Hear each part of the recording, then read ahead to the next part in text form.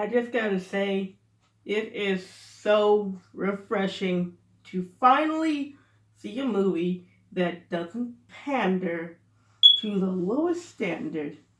Now, look, I don't usually complain about all these memes and trendy stuff until it gets out of hand. Like, it's fine if it's in a TV show, it's fine if it's on the internet, which is where it's supposed to be, but now we're getting it in stuff like video games and movies, and even freaking plays. Like, oh my god, I cannot believe that crap. I just wanted to go see a plane about Jane in the jungle, and you know what I see? I see people doing the floss dance in it.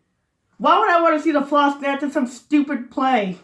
Ah, God, that play sucked. I don't understand what my mom saw in it. Well, anyway, this movie is great. Is it the best Quentin Tarantino movie? Is it the most graphic? Will this finally be the one to beat Pulp Fiction? Well, if I answered all those questions right now, then this video wouldn't be so long now, would it?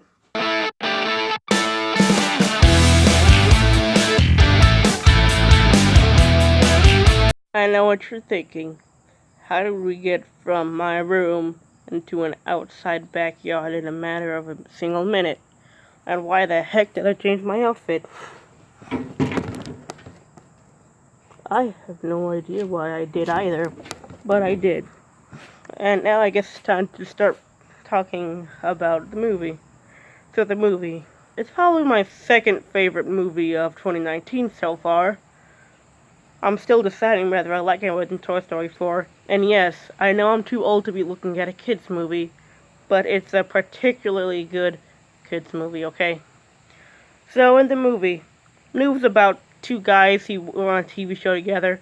One was the main star, the other was his stunt double. And now they're just showing how the lives went after it happened. It talks about the rise and the fall of Hollywood spaghetti westerns. 1969 was the year. And so, now that his friend, Cliff Booth, not John Wilkes Booth, Cliff Booth, they're showing how his life went after the show has ended. It's not going so well for him. He's living in a really bad trailer with his dog. Like, his trailer is next to a freaking drive-in movie. Remember those were a thing? Okay, well, anyway. Yeah, his life isn't going good, but his friend's life is going really well, I guess. After that show ended, he got a lot of roles in other TV shows. Hey, that kind of rhymed. And, well, they're really good friends, and they try to have this little romance between them. And it's very believable, very real, and you actually get the feel that they actually care about each other.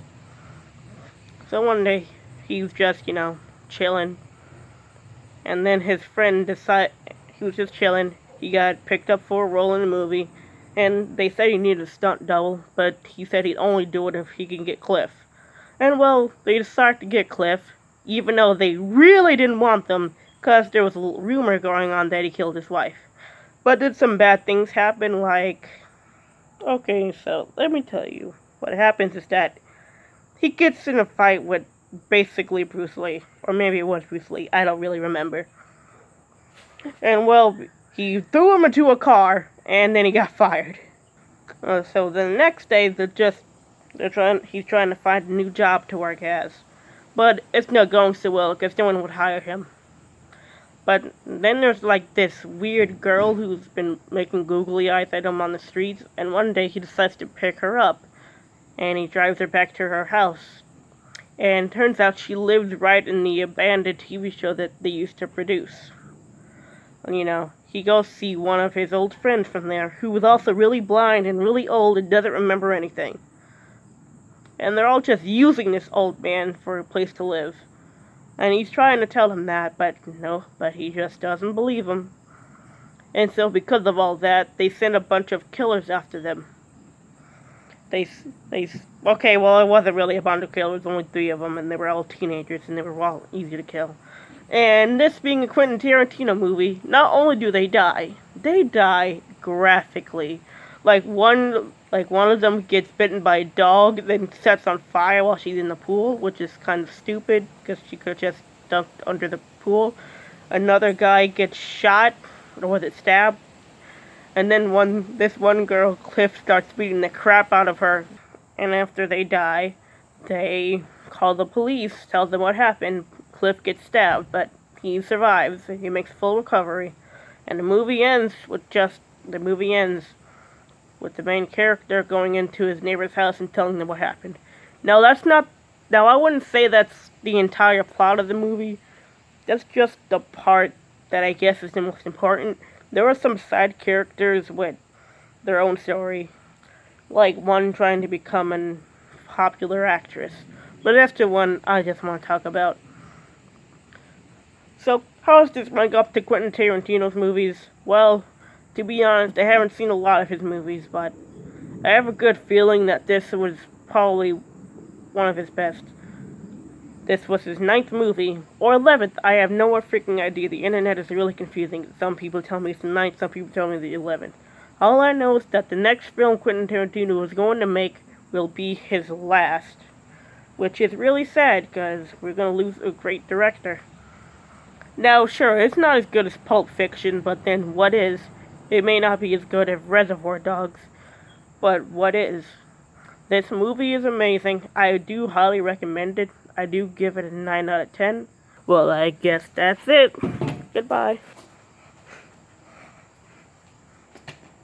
Holy.